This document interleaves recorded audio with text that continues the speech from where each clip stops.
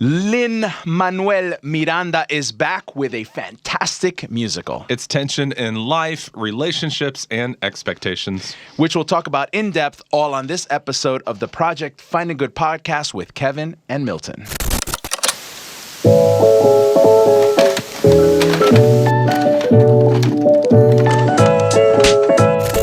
All right, Milton, we are back Yes. with the podcast. We're all feeling better.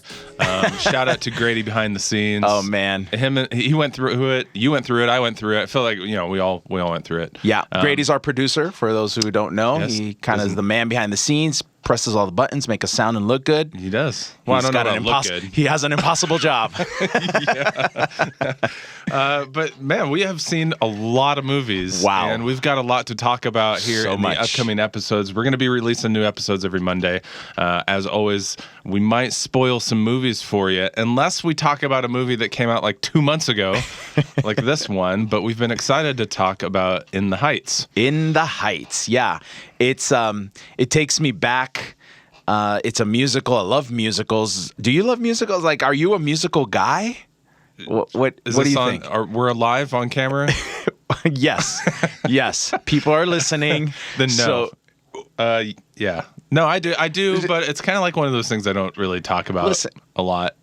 You've got to be okay with it. Like, musicals are amazing. Like, They are amazing. They get into the depths of your soul, and they just burst out joy into your chest and bring a smile to your face.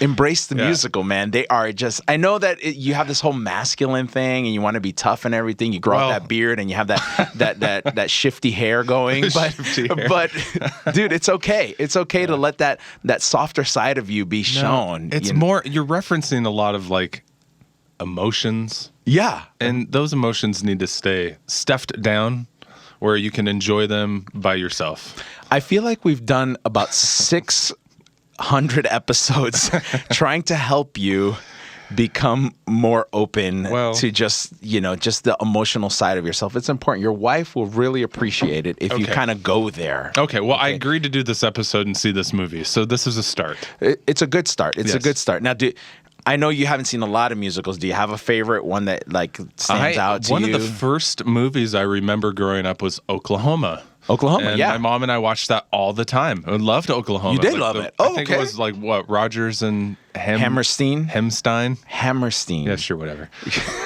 Yeah, that dude. Wow, you've got so many theater people right now angry. They want to come here and choke you and kill you. Yeah, but Oklahoma was great. And then like The Wizard of Oz, wasn't that a musical? Wizard of Oz is not a musical. Wicked. Wizard of Oz is so a musical. Okay, yes, it is a musical, but it's a movie. We're on the Yellow Brick Road. I mean, they like sing and dance and stuff. That's true. You're right. It's a musical. Yeah. I've seen many growing up in New York. Okay. Broadway. I've seen lots of musicals. The one I've never seen performed live, but I've seen the movie and I've listened to the soundtrack and I know a lot of the songs. I performed some of them in high school with choirs, is West Side Story. Oh, wow. Love Maria. I mean, just come on, the Sharks and the Jets, and it's so great. You performed this in high school? Well, we had a choir and we sang many of the songs. From I would like our West Side Story. our healthy producer Grady, to go get footage and insert that here. I'll pause. It does not exist. Aren't we lucky that we grew up in a time where like cell phones didn't exist? So lucky. All the embarrassments of our childhood are just up here, locked away for no one to see. It's great. I just went to visit my mom. I think it was last month, and she's got like all these pictures in her house, a whole row, a hallway filled, and it's old pictures of my brother and I. And I just look at those, and I'm just so embarrassed for my former life, what it was, and the clothes that I wore, and the hairstyles that I donned. That's funny. I mean, nothing as good as what you're looking like today. But anyway, that's two. It's because before we started, before we started, I was like, I'm hating my hair. And, which is what guys say a lot. But it's just way too long and it's going all over the place. And it's just kind of existing. and it's kind of driving me nuts. You look modern. Yeah. You look fine, you know. I appreciate you making me even more self-conscious than I already am. I'm sorry. A good friend. Now, what will make you self-conscious is dancing. You know, in musicals they dance a lot, and Yes. and you know it takes courage to actually go out and dance right in front of people. Yeah. So I don't know if you feel like are you a good dancer? F minus. F minus on the dancing. Which is, I think, why I appreciate it. That's what I love about musicals is the choreography. Yeah. I really do love just putting it all, seeing it all together. You know, the camera angles and everybody moving the same way. I appreciate it. Yeah.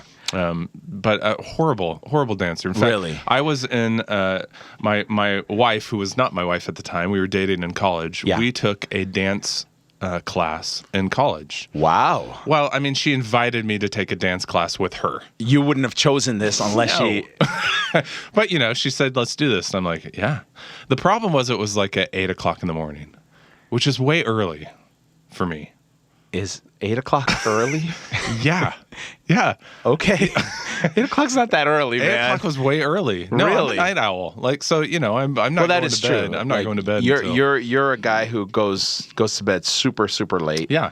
Yeah. So we almost broke up over that class because I could You're never get kidding my me. butt out of bed. Now wait a second. Why would make you it to break the up class. with the love of your life because she invited you? That Well, I'm not understanding the Okay. the thinking I'll here. break it down for you. Okay, break it down. She invited me to a class. Yes. I didn't value her time or waking up. She thought I was a deadbeat loser and wanted to break up with me.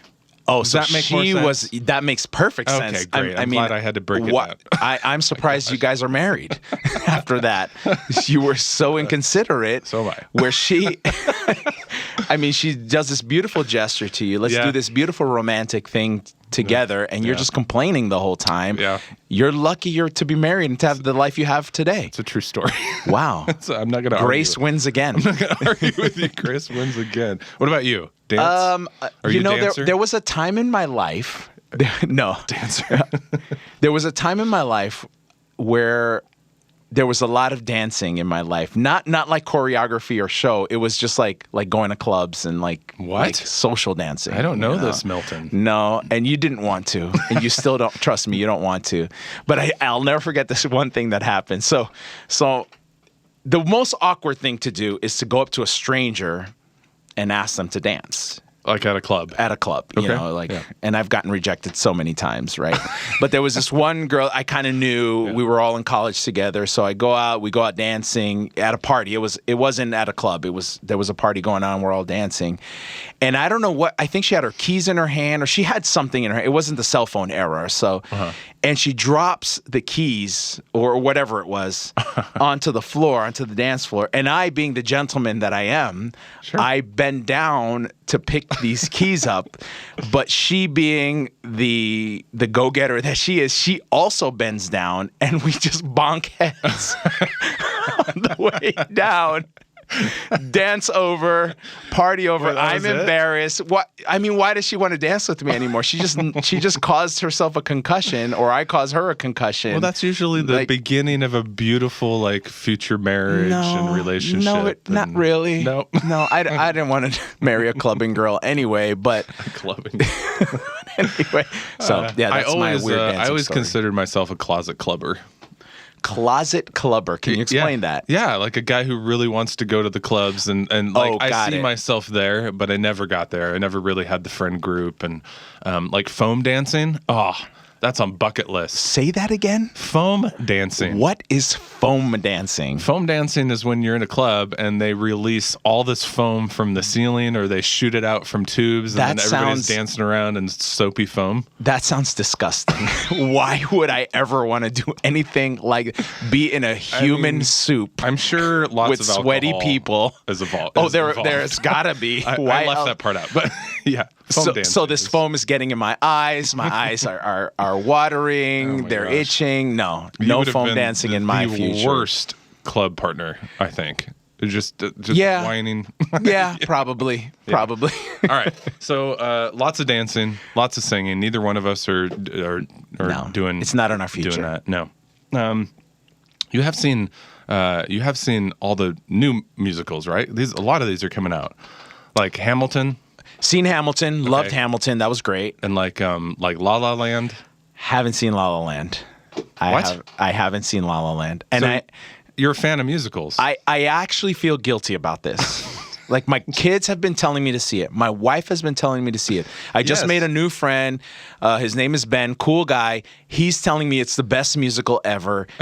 So how have I not seen? I do actually feel guilty. I haven't seen it. Okay, well, you should. Yeah, I'll try this weekend. It's really amazing. It's Is really it? good.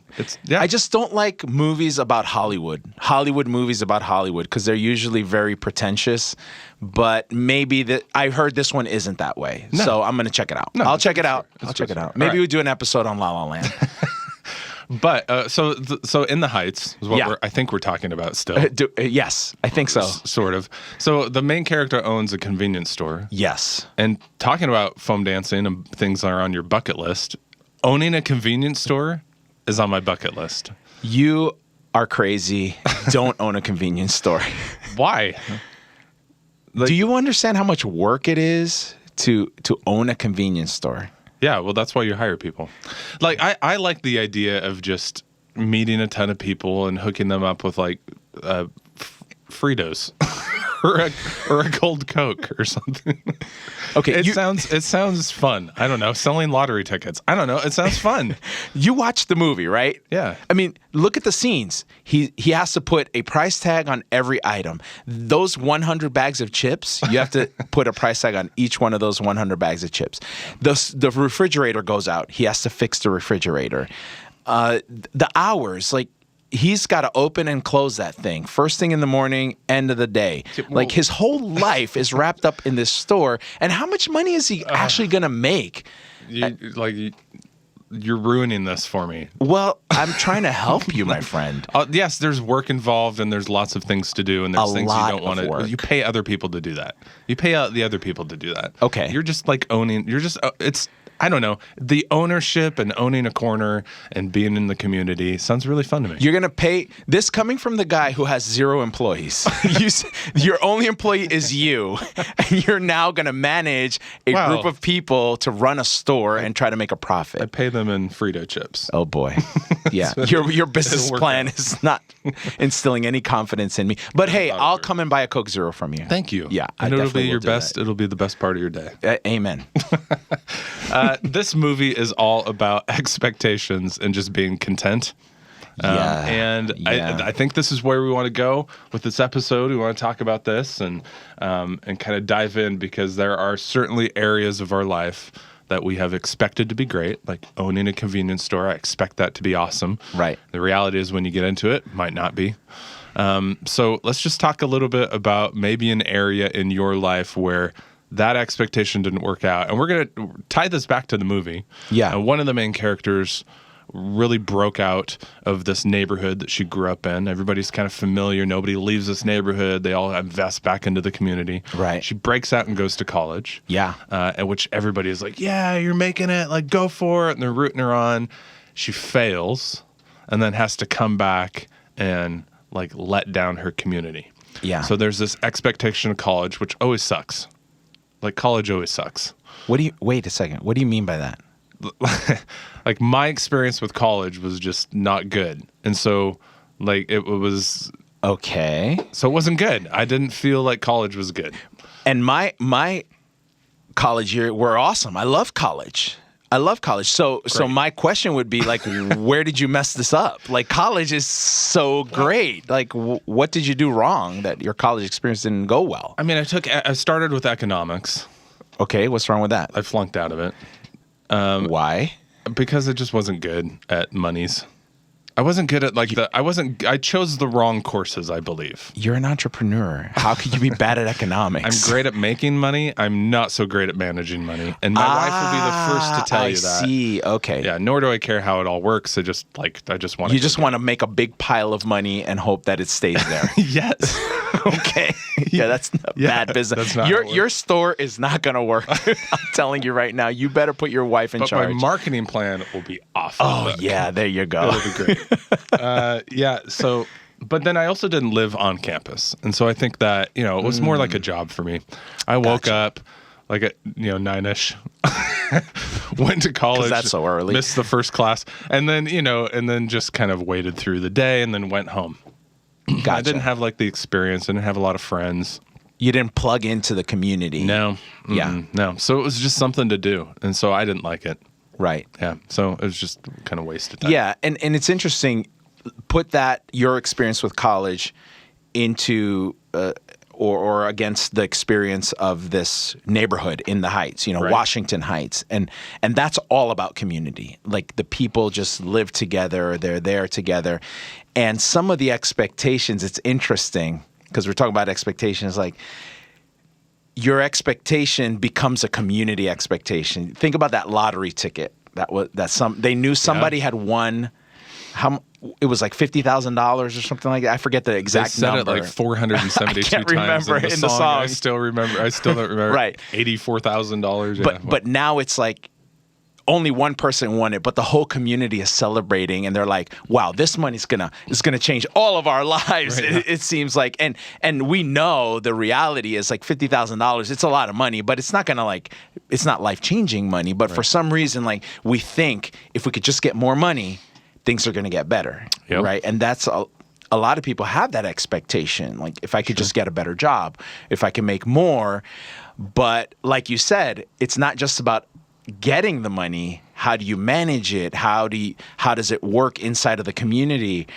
So those expectations can fall, and I've had that, where I think my wife and I, if we could just get a bigger house, or if we could just get a better car, and ultimately, it feels good for a while, but you find out later that, oh shoot, this doesn't really really fix everything, know.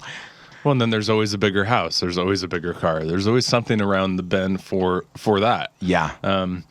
So I think that it was just fun to see. Well, it's not, I wouldn't say fun is the wrong word. It was interesting to see that expectation hit her so hard, because she was not only failing her own expectations in coming back and getting out of college, she was failing everybody else's expectations and wearing the brunt of that. So you did have a good college experience? I had a great college experience. I met so many great friends that I still have till today. My daughter, who just graduated from college, her college experience was fantastic. But I think you hit on something that was really important. Plugging into that community makes such a big difference. For sure. So, and I know that we have a lot of listeners and viewers who are at that college age, and if your college experience isn't going that great, maybe that's one of the keys, is get into some kind of community there, join a club, join some group that's doing something, and make some friends. Yeah, take a dance class. There you go. That'll work. Another area of expectation in my life has been just parenting and marriage. Ooh, yeah. Or marriage and parenting. Yeah. But it depends on how you do life. Well, the order, I guess, is flexible. Right. And I mean, both have had great highs. Yeah. And really real lows. Oh, man. If I'm going to be honest. My expectation of parenting was just like, I'm going to have these kids and we're going to be best friends and we're going to play on the playground and do all these things together. And then it just hasn't been that, not because my kids are horrible. I have great kids, but just because life requires all the things. And, sometimes they're a pain in the butt. Sometimes I'm a pain in the butt. Sometimes things just don't work out. So I would say, Renee and I, my wife and I, were talking about expectations of parenting, and I hadn't really thought deeply about, I wonder if that's what's rubbing me the wrong way here in this season, is that my expectations are not being completely met. Right. Right. And when that happens in parenting, whose fault is it? Right? Whose fault is it that you have these expectations? Yeah, my kids. Right. You want to blame them. And I remember a time when my kids were little, and it was just whatever we were trying to do at that moment was not working. Like it was bad. They weren't doing what I wanted them to do, and I was getting frustrated, and I was getting angry, and it hit me. And I think honestly, it was just a time of reflection, and whatever your belief system is, I believe that God is trying to make me the best person I can be, right? And I feel like God told me, like, Milton, you're getting angry at your kids because you want them to do something, But could it be that they're just not able because they're so tiny, they're so small, they're inexperienced, and you have an expectation of them that they will not meet? It is impossible for them to meet. And if they can't meet it, then whose fault is it? Is it their fault that they can't meet it, or that you put something on them that they couldn't do? So really, you should be angry at yourself. And I was like, oh, shoot, God. Like, dang, thanks for putting me in my place. But it's so true. And I had to apologize, and I had to, then moving forward, I had to think, this thing that I want my children to do, I have to first decide or understand if they can do it. Or am I just being that overbearing parent that's asking too much of his or her kids? Yeah. There's a balance, I think, of just having fun and hanging out, and then also showing up for their life and training them, and then also making sure you're not, like you just said, pushing them into areas where they're not mature enough to handle. But managing my own expectations in parenting has been a challenge. But it's good to process and think about it out loud, because, like you just said, it puts you in check. And certainly we found those expectations in this movie. We found the character when she dealt with them, when she realized that, hey, my community is going to love me for who I am, not of what I didn't do, not of how I failed. They're just going to still surround me and celebrate me. She was able to let go of a lot of those, a lot of those weights. And she was an important character, but to me, the most important character in the movie is the grandma. Oh, she was awesome. She was great. And I have a really deep personal emotional connection to this character, because that character reminds me of my mother. My mother came to this country with my father, and she became the grandma to all of our family as different people came from South America, from Uruguay, because my parents made that first move. And that scene where she's lying on the bed and she's watching all these people. Now, they're not blood relatives, but they're family. Yeah. They're all family. And she's watching them laughing and partying and just enjoying life. And she realizes, I came to this country with expectations that I was going to provide a good life for the next generation of children, right? And she just passes, satisfied, smile on her face that she did her job, that her expectations were met. And I think of my mom and the day that comes, and hopefully it won't be for a while, but where she can look over and think about my brother, myself, our children, all my cousins, all my aunts and uncles, everybody that they were instrumental in bringing over, and that family community, and other friends too that we've plugged in with and have plugged in with us, and for her to look at that moment and just have that sigh of relief, okay, I did it. I did it. I was instrumental. And that scene, I got emotional. I got teary-eyed because I thought of her. And that's something that I think all of us have, to just look at our children and say, I want them to have the best life possible, and how can I be part of bringing it to a reality for them? We know that they have their part, but we can set the groundwork, right? In what we do and what we provide. It's awesome. Good story. It's a really good movie. Highly would encourage everybody to go see it. It's a lot of fun. Yeah. And I mean, Lin-Manuel just packs so many lyrics to those songs. I know if I saw it again, I'd be richly rewarded with a lot of new. There you go. And he makes a good shaved ice, too. He does, yeah. Lynn, I'm coming for your convenience. There you go. All right, that's it for this episode of the Project Finding Good podcast. As always, we want you to subscribe, share, follow, whatever you do, wherever you're listening or watching. We certainly appreciate it. It's good to be back with you, and we'll see you next week.